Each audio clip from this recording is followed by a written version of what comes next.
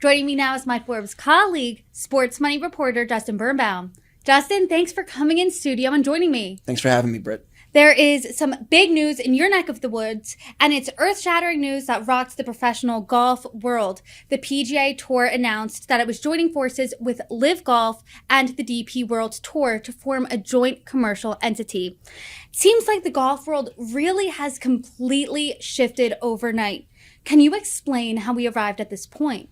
Absolutely. So LIV Golf, for those who don't know, is a breakaway tour, and it's funded by Saudi Arabia's Public Investment Fund. So the idea with LIV Golf was to lure away a number of stars and form a tour that it varies in the rules a little bit differently, but is more star focused, whatever, kind of like, call it the World Series of Golf. They didn't accomplish that in getting all the stars they wanted, but they did lure some pretty substantial names like Dustin Johnson, Phil Mickelson, and it's not the first time someone's tried to do this. I mean, Greg Norman, who's actually LIV's CEO and commissioner, he tried to organize something like this in the 90s and was unsuccessful. And also before there was LIV, there was another group called the PGL that was trying to get this done. And they even had the Saudi funding behind it a little bit as well, but then they ultimately pulled out one with their own idea. So the idea of this breakaway tour competing with the PGA Tour is this thing that has emerged over the last 2 years. And that's kind of where we're at. So it seems like they're the only successful ones to actually do it. But I do want to take a step back here. Why do the Saudis want to get involved in golf in the first place? Well, they love golf. And that includes, high-ranking members of the government and members of the royal family, including the Crown Prince. Even before LIV, they've hosted events. But ultimately, Saudi Arabia has been trying to diversify its economy outside of just oil, and they've used sports as a way of getting into that, as well as hospitality and travel as well. But it is a little more complicated than that. Saudi Arabia obviously has a complicated human rights record with, the alleged murder of Washington Post reporter Jamal Khashoggi, and also the alleged connection to 9/11. And 9/11 families have been big protesters of the LIV Tour. So there are many who believe that Saudi Arabia is using sports as a way to kind of clean their reputation in the world and kind of change the narrative. It's complicated. It's hard to say for sure, but ultimately, like the term blood money has been thrown around, and it's a complicated issue.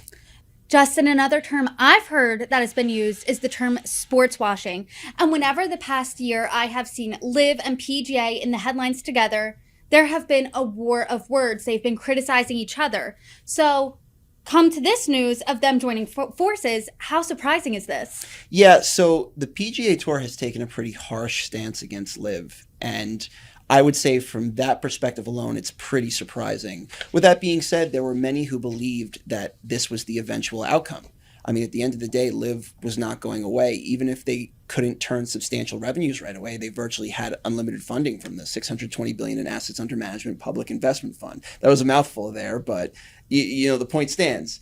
LIV could keep going as long as they want, and they had the resources to pull stars away and make these great offers. Obviously we reported that Phil Mickelson, Dustin Johnson both got 9-figure guarantees. There's a number of guys who got 9-figure guarantees that we estimate. And when you can do this, eventually, guys are going to want to chase the money. They're going to want to go away. And, obviously the ones on the tour were able to deal with the reputational risk that came with it and the exposure risk. But yeah, I mean, definitely a mix of surprise, and kind of this had to be the eventual outcome because this was not going away. Justin, what you're telling me is that LIV seems to be a competitor with bottomless pockets. They weren't going away anytime soon. And the PGA Tour really took a harsh stance against them time and time again over the past year until they teamed up this week. Why would they team up? So until we see the full details of this deal, I think it's hard to extrapolate every little piece of the motivation, but there is one theme that does stand out more than others, and that's money. Obviously, for the PGA Tour, having their stars or some of their stars play on a competing tour was not the best for business.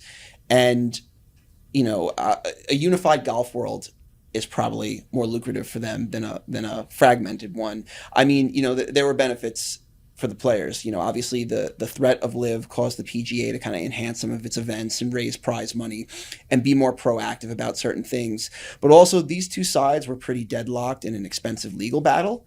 And if that had gone on years and years and years, that could have racked up tens of millions of dollars of expenses. So between the legal expenses, between stars being on other tours, between kind of the pressure to kind of read and react based on what the market is saying, I think money played a huge role here. And, you know, we don't know, like I said, it's early. We need to see how the deal works out. But you think that a unified golf world in the long run is going to be one that is more lucrative and more profitable overall.